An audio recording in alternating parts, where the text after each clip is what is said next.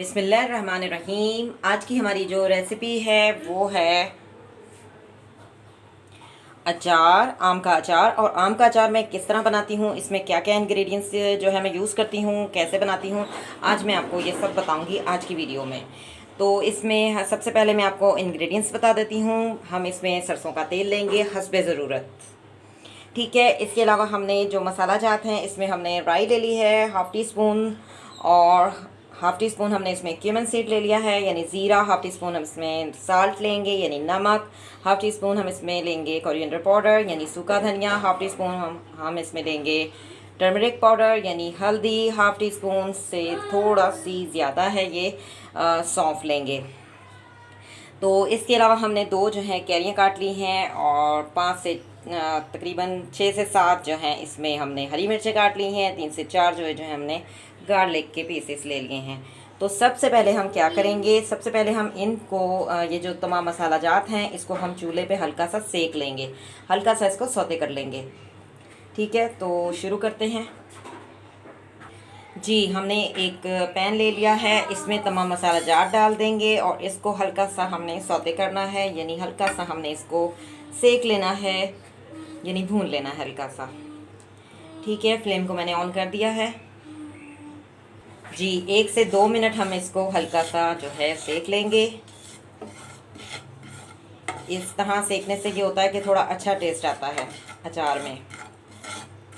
ये हमारे घर के ही मसाले हैं, मैं इसमें बिल्कुल भी जो है अचार का जो मसाला आता है वो बिल्कुल नहीं डाल रही, ये बिल्कुल सारे जो हैं घर के मसाले हैं।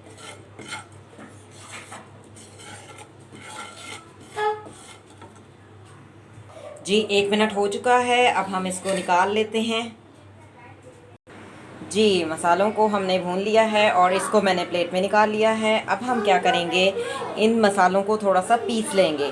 पीसने से ये होता है थोड़ा सा इसको एक लिहाज से ग्राइंड भी हो जाते हैं ये, और हाथ की मदद से पीसना है ताकि ज़्यादा भी ना पिसे।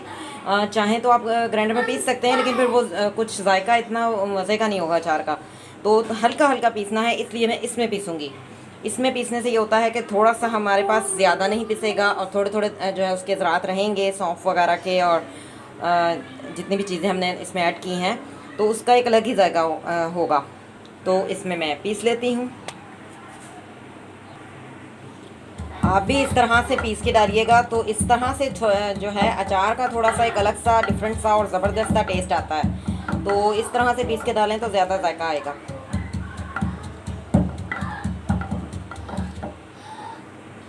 जी। मैंने पीस लिया है, आप देख सकते हैं।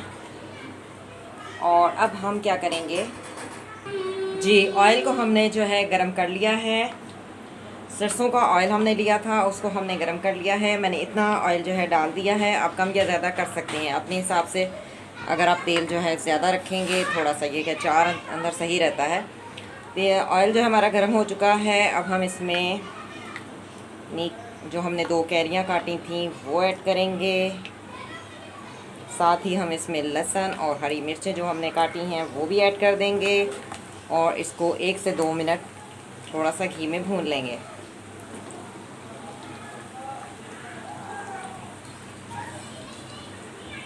ठीक है। 1 मिनट हम इसको भून लेंगे जी। 1 से 2 मिनट हमने भून लिया है। अब हम इसमें तमाम मसाला जो है हमारे पास वो ऐड कर देंगे और अच्छी तरह से इसको मिक्स करेंगे। मसाला जात हमने ऐड कर दिए हैं, अब अच्छी तरह से इसको हमने मिक्स कर लेना है और 1 से 2 मिनट और इसको हमने भूनना है जी। 2 मिनट हो चुके हैं, फ्लेम को मैं ऑफ़ कर दूंगी और इसको किसी भी हम बर्तन में निकाल लेंगे जी। मैंने देगची में इसको निकाल लिया है। इसको हम स्टील के या कोई ऐसा बर्तन जिसमें ये, क्योंकि ये गर्म है ना, तो इसलिए हम इसको प्लास्टिक के बर्तन में नहीं डालेंगे, इसलिए मैंने इसको देगची में निकाल लिया है।